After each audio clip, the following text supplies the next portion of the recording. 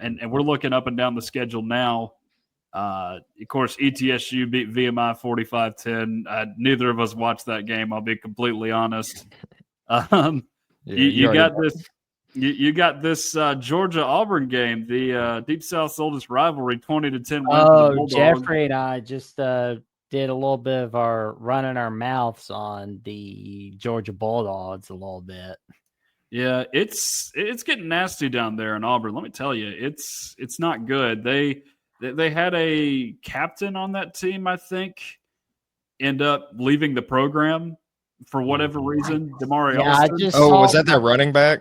Yeah. Yeah, I heard about that. I saw my phone from On3 where the athletic director says, like, oh, we're not going to fire Hugh Freeze. Like, what is it with everybody saying, we're not going to fire coach. Everything is fine. You know where it's like when you ask certain people if they're okay and they say, I'm fine. It's not fine. No. You've seen that in North Carolina and you're seeing that in Auburn. Yeah. No, and I wonder if Auburn's just like holding on to him because of what Hugh Freeze used to be. He beat Nick Saban at least once, I think, right? You'd know better than me, Jackson, but I know that he twice. Okay, I thought it may have been twice, but I mean, 2014 October 4th on CBS, and we got beat by Ole Miss in our own backyard in September 19th of 2015 on ESPN with Chris Fowler and Kirk Herbstreit on the call. Well, we're talking about like a decade, though. I don't know if Hugh Freeze has like been the same since everything's happened with like Ole Miss. Like I know he was at Liberty for a bit, right? And I think he had some success there with Malik Willis and everything. But I mean, I don't know what I think it is, Jordan. What? They're trying to see if the same thing they did with Bruce Pearl will work with Hugh Freeze. A succession plan? Or just wait it out like they did with Bruce Pearl. The first 3 years sucked, but then year 4 or 5, things were rocking and rolling. Yeah, that's what they're hoping with Hugh Freeze, I think. I have another theory that you guys have not mentioned yet, and that is the fact that they have all these 5-star recruits that they don't want to lose. They know that they've got talent there. It's just they got to get the quarterback position right. There have been a few positions that they got on that team that can be really good. They just haven't been good at the positions where they've needed to be to make the rest of the stuff go, like the running backs they've had, the receivers they've had. The defense is very good. They've not given up over 22 points in a game this year because one of those scores in Oklahoma was a safety. So they've done a good job this year in SEC play, defensively, that is. Offensively, they've not looked good. As for Georgia, the SEC officiating remains questionable.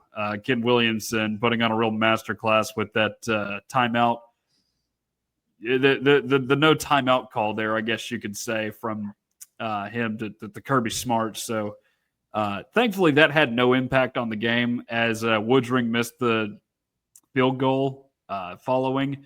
But yeah, Georgia gets out of Auburn with the win. They've survived on the road and done a good job there. And now they have lost a home game already to Alabama. Who's to say it can't happen again, just with the way the SEC is structured. But if Ole Miss beats Georgia at home in Athens, it'll be the first time since 1996 that it happened. That was when Georgia was fighting for bowl eligibility that year, and that was also the first year where a college football regular season had overtime. Take notes, NFL. And I knew that there was a pretty prolonged losing streak because it was basically then all the way up till 2016 where Kirby Smart was in his first year and Freeze was in his last year at Ole Miss where they just hammered them down there in Oxford. I remember that game. But, God, Georgia got chewed up like a chicken. Yeah, they sure did. They've not looked back since then though. They've had a very good run. But that's the Deep South's oldest rivalry. Again, did not watch a lick of this next game, but Jackson, I do want to ask you about it because you are our resident Alabamian here on the show. Florida Atlantic 53, UAB 33. Trent Dilfer fired down there in Birmingham. Have you seen any kind of UAB fan reaction? One of the guys from Nets Round Live, I forgot his name, did an interview with Trent Dilfer. And Dilfer was saying some stuff about how college coaching is much easier than high school coaching because you don't have to do as much work. Yeah. Shouldn't have said that.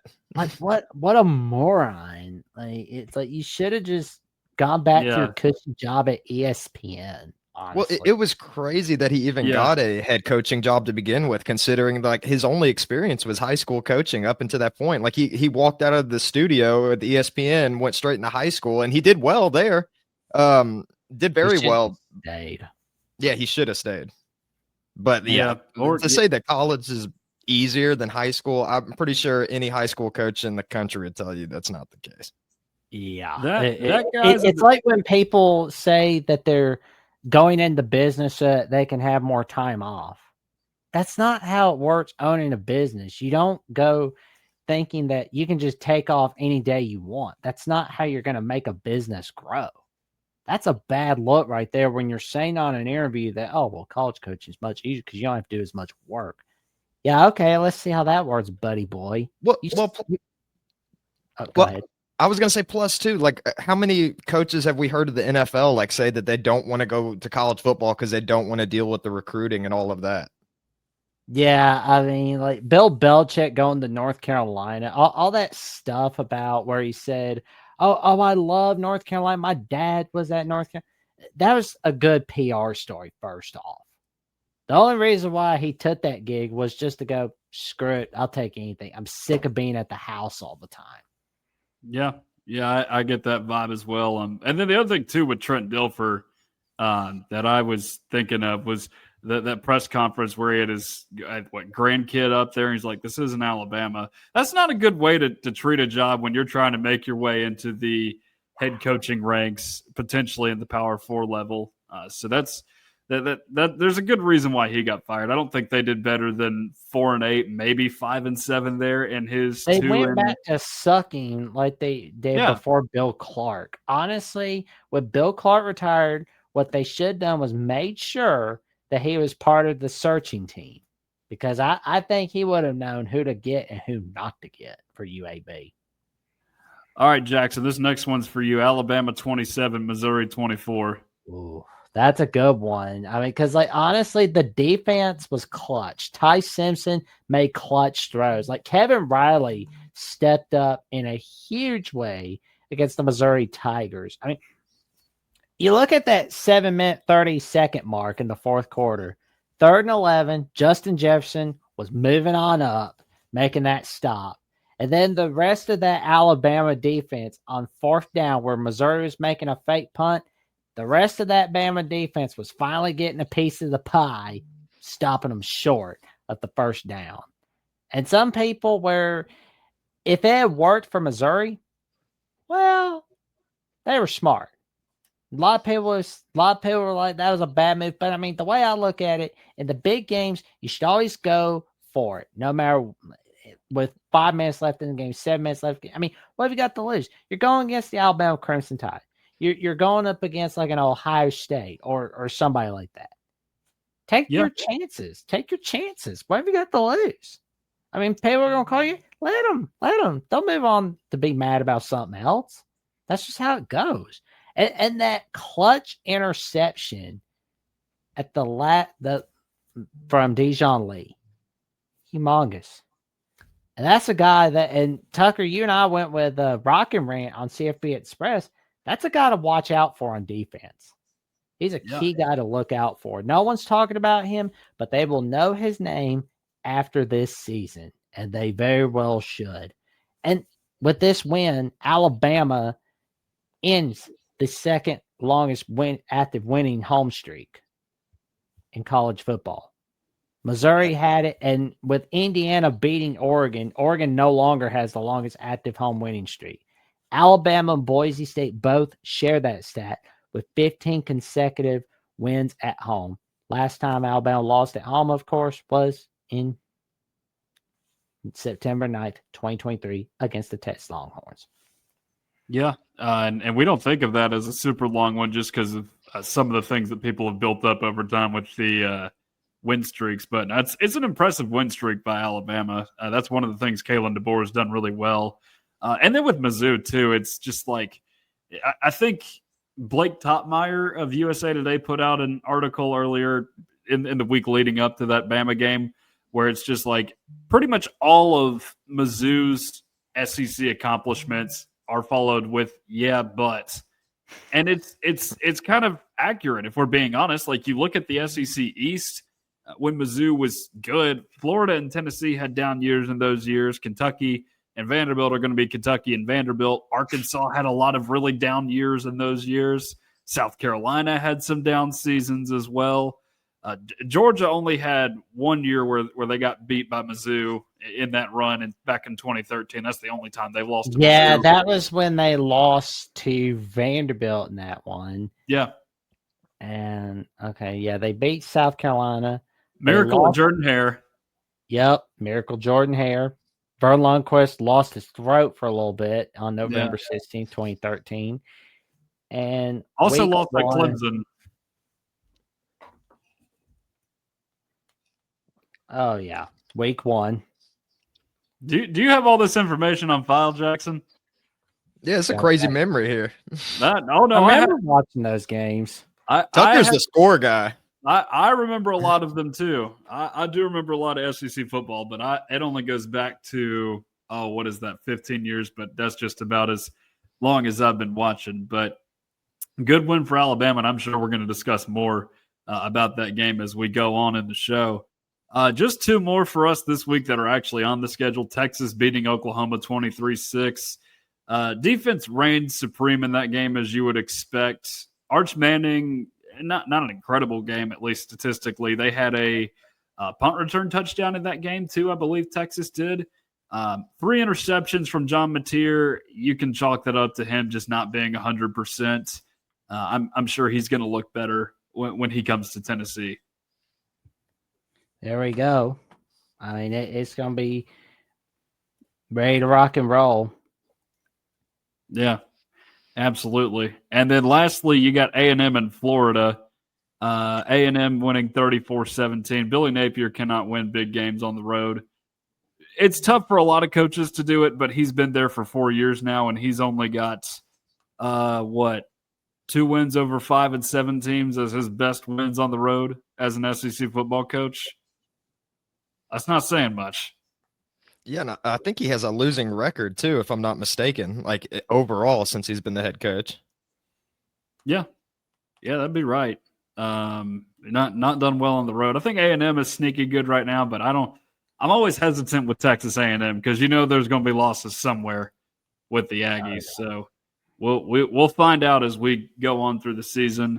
Do have a little bonus round for you guys. UCLA 38, Michigan State 13. The Jerry Neuheisel effect is going crazy out there. Nico actually playing decent football now, which is not something I thought we'd see just 2 weeks ago, if we're being honest. I know, right? And then just one more. Northwestern 22, Penn State 21. Oh. The James third Franklin time is in out. school history that's happened in state college. The first 2 times were in 2004 and in 2014. And, of course, the last time that Northwestern beat Penn State was on November 7th, 2015. Second year of the James Franklin era. How ironic. God, it's an interesting decision by Penn State. And I think this is a conversation that we need to have just about the state of college football. Like, you're much closer to losing to the bad teams now than you realize. Like, there's no real dominant force. Oregon broke them. Yeah, they did. They sure did. And I think Penn State, in all honesty, they were going to have to move on from James Franklin sometime soon just because he'd been there 12 years. He's more akin to Mark Richt than some of these other coaches that you see that fail pretty quickly and get fired. But I'll say this. For every Mark Richt to Kirby Smart transition, you have plenty of Gus Malzahn to Harsin and Freeze and Fulmer to Derek Dooley and Butch Jones. I'm not even going to include Lane Kiffin in that conversation, but you get what I'm saying. Sometimes that doesn't always work.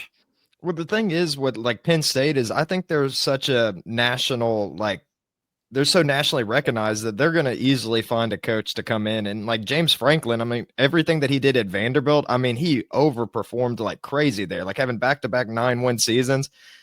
So I mean, I've been disappointed in Penn State for a while, and I'm not even a Penn State fan. I can't imagine like how they feel, but I mean, there's some good coaching options that they can like choose from. I mean, what if they go get our old boy Alex Golesh from USF? I mean, that could be a really good hire. Surprise me. I mean, like Alex Golesh, Matt Rule's a candidate. Fran Brown's a possibility. Who's Cincinnati's coach? Because I've been keeping up Satterfield. Okay, because their stats have been like they're number one in like a lot of categories. I've noticed. Yeah, but that's for Brandon Sorsby, man. Like, yeah, I don't know if that one would work if it would be, because Satterfield they wanted him gone at Louisville. I don't really think he's coaching his way. I told my buddy Austin where it was like my buddy Austin was like calling me on the phone. I was like, "How's it gonna be with Jeff Brom? How's it gonna be with Jeff Brom?" I thought you're gonna be very happy with the Jeff Brom era. You're going to be very happy with it. Cincinnati's going to be unhappy with Satterfield. Yeah, it'll happen eventually. We just don't know when exactly. But yeah, they're throwing in a lot of big name candidates I've seen. Signetti's on the short list too. Golesh would make sense. That would be a pretty fun offense for them to run up there. Something that's not like the rest of the Big Ten. So that would be pretty intriguing if they were able to do such a thing. Bring a guy like that in. But who knows, that he could be coaching his way into some other SEC openings. Looking at you, Arkansas, Florida, Auburn, and Kentucky. Good grief! It's they're a mess. You're gonna find some openings that these guys are going to take eventually. So